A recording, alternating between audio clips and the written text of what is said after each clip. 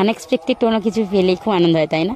আচ্ছা যাই হোক, বারুইপুর গিয়েছিলাম ছোটো মামির দোকানে, আর সেখান থেকে ওদের সাথে ওদের বাড়িতে গিয়েছিলাম। আর এটা হচ্ছে মিঠাই, ওর সাথে একটু খেলা করছিল ভাই। আর অনেক দিনের একটা ইচ্ছে পূরণ হলো, বাবা মার সাথে গিয়েছিলাম মা শ্যাম সুন্দরীর মন্দিরে, কিন্তু পয়লা বৈশাখের জন্য প্রচুর ভক্ত সমাগম হয়েছিল, তাই সেভাবে মাকে দর্শন করতে পারিনি। ইচ্ছে রইল পরের বার মাকে দর্শন করে আসব। আমি কোনোদিন রবীন্দ্র সরোবরে যাইনি, এটা আমার লাইফে ফার্স্ট টাইম রবীন্দ্র সরোবর যাওয়া, আমার বাবা এবং ভাইয়ের সূত্রে গিয়েছিলাম গোলপার্কে একটু কাজের সূত্রে, সেখান থেকেই রবীন্দ্র সরোবর নিয়ে গিয়েছিল বাবা। আর শহরের মধ্যেখানে এরকম এক ফালি সুন্দরবনকে খুঁজে পাবো আমি সত্যিই ভাবতে পারিনি, বিশ্বাস করো। কত ফুল, কত নাম না জানা পাখি, তার ইয়ত্তাই নেই। আর এভাবে যে সংরক্ষণ করে রাখা সম্ভব আমি তো নিজের চোখে না দেখলে বিশ্বাসই করতে পারতাম না। এত নিবিড় প্রাকৃতিক পরিবেশ, আমি তো ভাবলাম যে আমি আমার গ্রামেই ফিরে রয়ে এসেছি।